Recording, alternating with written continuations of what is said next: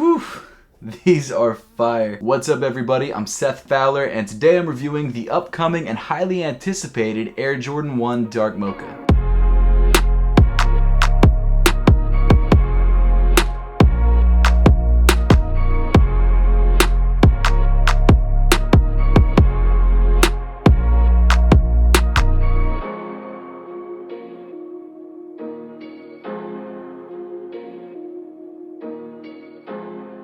Thanks so much for tuning in today. Make sure to hit that subscribe button down below if you haven't yet, and also make sure to give me a follow on Instagram and on Twitter at @RealSethFowler so you can get early sneak peeks of upcoming videos. But man, I've got to say, this video in particular I've been really looking forward to because this is honestly one of my most, if not my most anticipated Jordan 1 release of the entire year. I know I'm gonna have people in the comments going, oh, what about the Dior's or the J Balvin's or some other stupid collab release? No, for me this is it. This is my favorite Jordan 1 of the year, and also one of my favorite releases of the year. The Jordan 1 Dark Mocha might not be a collaboration sneaker, it might not be incredible quality, and it might not be a super limited shoe, but it really is one of the strongest releases the Jordan brand has put out because of how good it looks. If you're trying to grab a pair of the Air Jordan 1 Dark Mochas for yourself, they release on October 31st, Halloween, for a retail price of $170. I grabbed my pair from Fine Line 1721, who I'm sure a lot of you guys know about, but unfortunately when I bought this pair, there was only size 10s available, so I had to go with a size 10, which isn't my size, but I'll make it work. If you'd like to grab a pair of these early or just check the resale price, I've left affiliate links to do so in the top of the description below. I've heard a lot of people call this shoe a great alternative to the Travis Scott Air Jordan 1s, and while I understand where they're coming from because of the material and color used on the heel, I think it's a great sneaker in its own way. I think it stands on its own. But before we get any farther into the review, let me show you guys a quick look at the box. So this Jordan 1 box is your regular Jordan 1 shoe box. It comes in black with red Nike branding all over it. On the front of the box, you've got the size tag, and as you can tell, unfortunately, I was only able to get a size 10.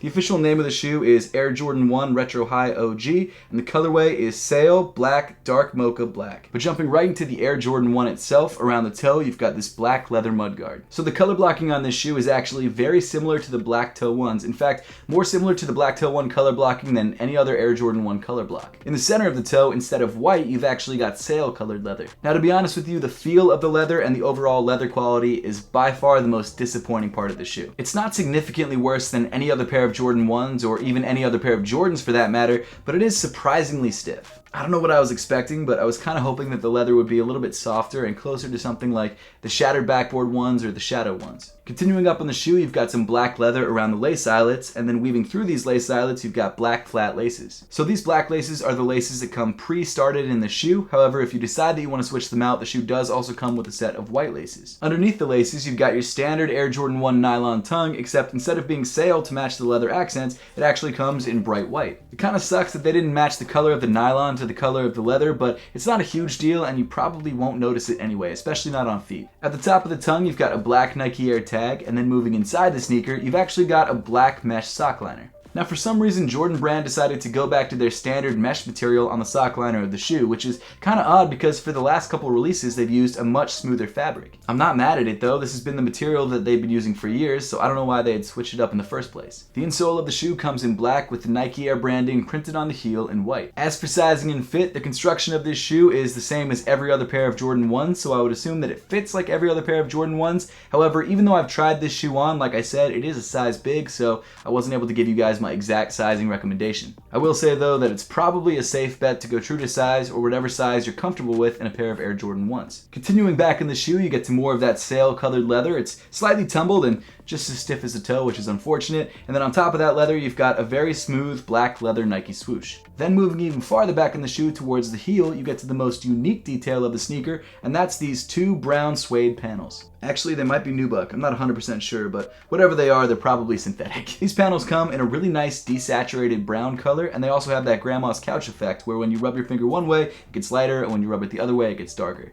On the lateral side of the top panel, you've got your Air Jordan Wings logo in gloss black. And then moving around to the back of the shoe, you'll find another unique detail, and that's actually this sail colored leather around the top of the ankle. As you probably know, on most Jordan 1s, this leather panel usually comes in black, and so when they change it up to something else, it's always kind of nice. That's not true. It can sometimes suck, but when it's done right, it always is a nice accent to the shoe. And then moving down on the shoe, you've got a sail midsole and a black outsole. I'm actually really glad they went with the black outsole because I feel like it sandwiches this midsole really nicely and it ties in really well with the black leather used on the forefoot of the shoe. I guess they could have gone with the brown, but I feel like there's more black on the sneaker, so it just makes more sense to go with black. The Air Jordan 1 Dark Mocha is one of my favorite and one of the best Jordan 1s to release this year. It's a super clean and very wearable colorway, and unfortunately it's probably going to be a pair of sneakers I'm going to have to double up on because I like it that much. If you're going to try and grab a pair of these for yourself, I'm going to warn you, it's probably going to be a very difficult shoe to get just because so many people want it. It most likely won't be that limited, but the demand is insane. But now I would love to know your thoughts on the Dark Mocha Air Jordan 1s and whether you're planning to grab yourself a pair when they drop on October 31st or whether you're going to let this pair go. So let me know in the comment section down below.